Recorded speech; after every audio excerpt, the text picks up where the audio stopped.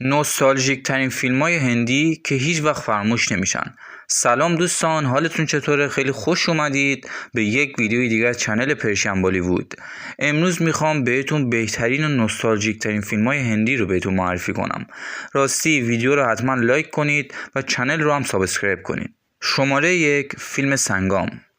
یکی از بهترین و نوستالژیک ترین فیلم های سینمایی بالیوود فیلم سنگام است. این فیلم به کارگردانی راج کاپور در سال 1964 ساخته شده. شاید براتون جالب باشه راج کاپور هم کارگردان این فیلم بوده، هم تهیه کننده، هم تدوینگر، هم راوی و هم بازیگر. این فیلم در ایران هم بسیار پرطرفدار و پربیننده بوده. البته چون این فیلم خیلی قدیمیه، کسایی که بالای 50 سال سن دارن با این فیلم خاطره دارن.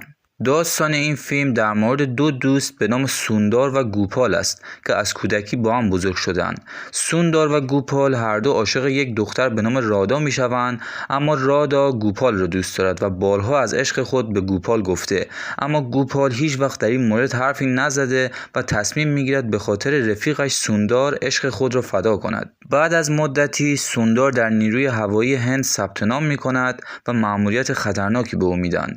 او قبل از پرواز از گوپال قول میگیرد که هرگز اجازه ندهد که وقتی او در مأموریت است هیچ مردی به رادا نزدیک شود و رادا را به او میسپارد. اما مدتی بعد خبر میآید که سوندار در آن مأموریت هوایی کشته شده.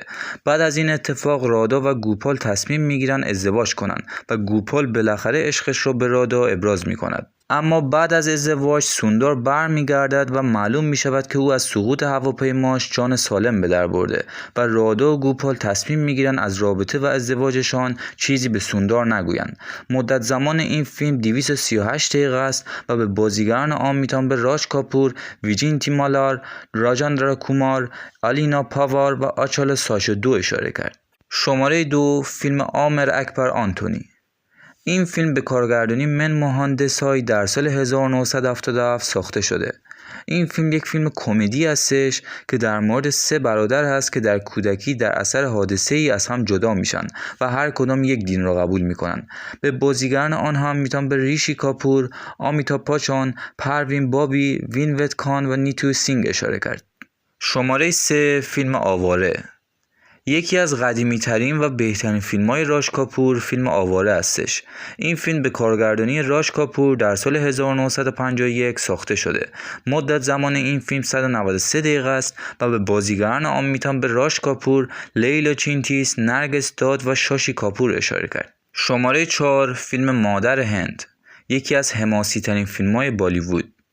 این فیلم به کارگردانی محبوب خان در سال 1957 ساخته شده. این فیلم رو من حتما پیشنهاد میکنم تماشا کنید، فیلم واقعا قشنگیه. مدت زمان آن هم 172 دقیقه است. به بازیگران آن هم میتونم به نرگس دود، راجندرا کومار، سونیل دود و راج کومار اشاره کرد. شماره 5، فیلم دیوار. این فیلم به کارگردانی یاش چوپرا در سال 1975 ساخته شده. فیلم دیوار یکی از فیلم‌های معروف و پرطرفدار آمیتابھ بچن هستش. داستان این فیلم در مورد جوانی به نام ویجی است که کارگر اسکله هستش. او پس از مدتی تبدیل به یک خلافکار بزرگ میشه و از اونجایی که برادر او راوی یک پلیس تحصیل کرده است، در زندگی آنها دچار اختلافاتی به وجود میآید. به بازیگران این فیلم میتوان به آمیتابھ بچن، نیتو سینگ، شاشی کاپور و پروین بابی اشاره کرد. خب رفقا، به انتهای این ویدیو رسیدیم. امیدوارم لذت برده باشید. لایک و سابسکرایب کانال فراموش نشه. تا ویدیوهای بعدی، خدا نگهدار.